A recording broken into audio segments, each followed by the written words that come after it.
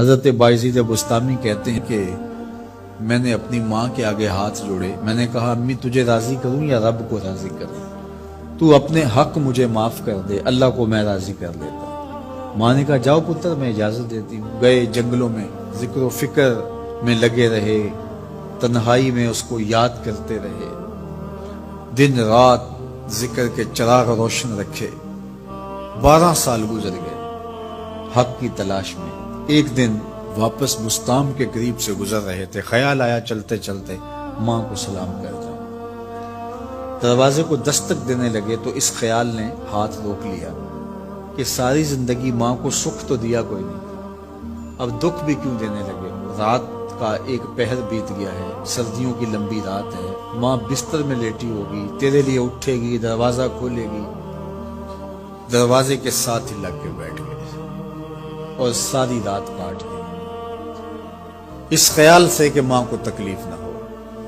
جب سحری کا وقت ہوا تو اندر سے جو نالی آتی تھی اس نالی سے پانی آیا، سمجھ گئے میری ماں تہجد کے لیے اٹھی ہے اور وضو کا پانی ہے، تو فوراً دروازے پہ دستک دی۔ اندر سے آواز آئی بیٹا بایزید میں ابھی آئی۔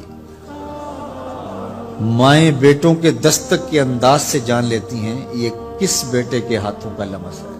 12 سال کے بعد آئے، دستک دی، کہا بیٹا بایزید میں ابھی آئی۔ ماں کی تو نگاہیں ہی دروازے پہ رہتی ہیں۔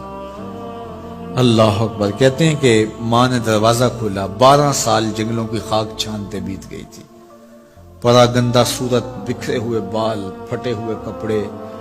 میری ماں کی جب نگاہ میرے پہ پڑی تو اس کی چشمان سے موٹے موٹے آنسو ٹپکنے لگے، اور اس نے ایسے ہاتھ پھیلا کے کہا مالک میرا بیٹا بایزید تیری طلب میں نکلا تھا، تو نے ابھی تک اسے اپنا قرب نہیں دیا؟ حضرت بایزید بستامی کہتے ہیں 12 سال کی ریاستوں سے جو کچھ نہیں ملا تھا ماں کے اٹھے ہوئے ہاتھوں سے مل گیا۔ میں نے کہا مالک میں تجھے کہاں ڈھونڈ رہا ہوں، تو کہاں موجود ہے؟ تو ماں باپ کی رضا اللہ کی رضا کا دروازہ کھولتی ہے۔ جن لوگوں کے ماں باپ ناراض ہیں اور وہ جا کے پیر صاحب کی خدمت کرتے ہیں اور میاں ماں کے قدم چومو، باپ کی ٹانگیں دباؤ، ان کی خدمت کرو، تمہارے پہلے مرشد وہ ہیں، ان کو راضی کرو، پھر کسی شیخ کامل کی صحبت میں آنا، دیکھو کیسے دل کی بند کھڑکیاں کھلتی ہیں۔ ایک مرشد تو ناراض کر آئے اور دوسرے مرشد سے تمہیں کیا ملے گا؟ تو راستہ یہیں سے کھلے گا۔ والدین کو کبھی ناراض نہ کرو، والدین کو کبھی دکھ نہ دو، والدین کو کبھی تکلیف نہ پہنچاؤ، اور والدین کو بھی چاہیے کہ اپنی اولاد کو اپنا نافرمان نہ بنائے۔ ایک بزرگ فرماتے ہیں کہ مجھے برابر 30 سال ہو گئے ہیں کہ میں اپنی اولاد کو کوئی حکم ہی نہیں دیا، کوئی حکم نہیں دیا۔